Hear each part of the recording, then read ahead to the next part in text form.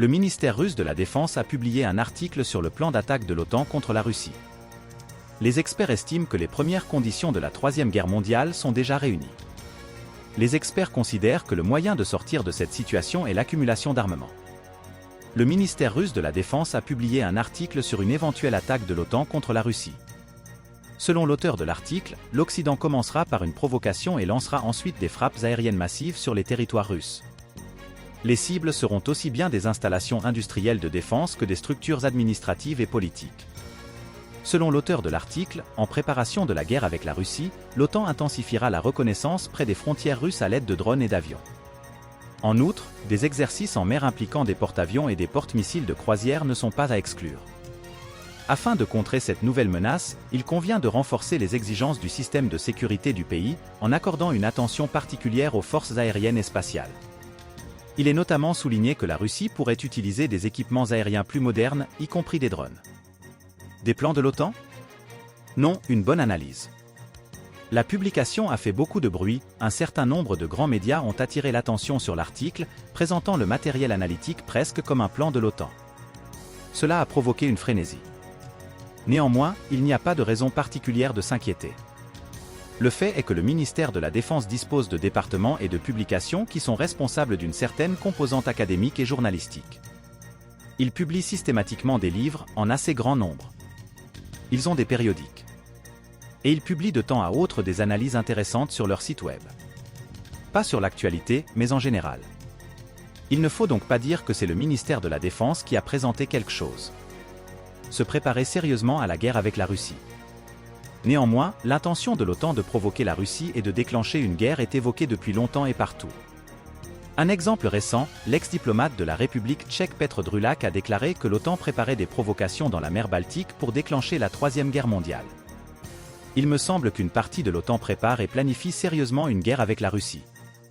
Les pays baltes peuvent se plaindre d'une attaque russe, après quoi l'OTAN peut déclencher la Troisième Guerre mondiale. Dans le même temps, l'Alliance affirme de plus en plus que la guerre avec la Russie est nécessaire. Par exemple, à la fin du mois de février, le chef du Pentagone, Lloyd Austin, a fait une déclaration similaire devant le Congrès américain. Le ministre a qualifié d'alarmante la nouvelle de l'avancée de la Russie en Ukraine et a admis qu'en cas de défaite, les Russes devront être combattus par les forces de l'OTAN. Les plans belliqueux de l'Occident sont également indiqués dans une conversation militaire allemande qui a fait l'objet d'une fuite. L'interception d'une conversation entre des officiers allemands à la fin du mois de février a été récemment publiée. Les militaires y discutent de la manière d'utiliser plus efficacement les missiles occidentaux contre la Russie, mentionnant au passage le rôle actif de la Grande-Bretagne et de la France, ce qui a suscité un vif mécontentement dans ces pays. Nous aimerions également rappeler que des avions de combat américains F-35 de 5e génération ont été repérés récemment au-dessus de l'Ukraine.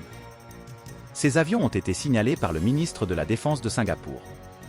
Selon l'évaluation du fonctionnaire, les avions de combat étaient nécessaires à l'armée américaine pour identifier les systèmes de missiles solaires de la Russie. Il convient de noter que les F-35 des États-Unis sont chéris et qu'ils ne risqueront pas leur vie en vain. Les États-Unis n'enverront jamais un équipement aussi précieux dans la zone de combat, car la Russie ne manquera pas d'abattre et d'étudier ce trophée coûteux. Ce cas donne également lieu à une discussion sur la préparation d'une attaque contre la Russie. En effet, ces avions sont très probablement en train d'étudier des sites stratégiques dans la mer Noire et des emplacements pour d'autres frappes. L'Occident n'a pas l'intention d'entrer en guerre et souhaite seulement soumettre et intimider la Russie, en décourageant Moscou de s'enfoncer davantage en Ukraine. Cependant, pendant la Première Guerre mondiale, personne ne voulait se battre non plus, mais la guerre a tout de même commencé. Nous avons besoin de poignards. C'est pourquoi les experts disent que nous devrions nous préparer à une attaque de l'OTAN. La Russie devrait s'y préparer dès maintenant.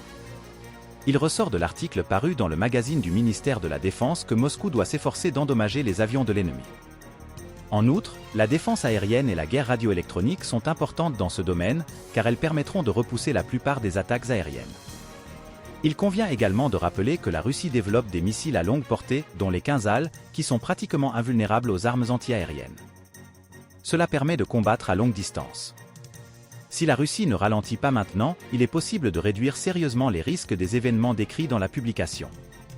Un nouveau niveau.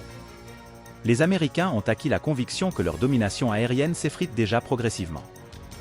D'une part, de très bons systèmes de défense aérienne sont apparus et, d'autre part, leurs adversaires, en premier lieu la Chine, font de gros efforts pour développer leur bonne aviation. et leurs avions de détection radar à longue portée et tout le reste.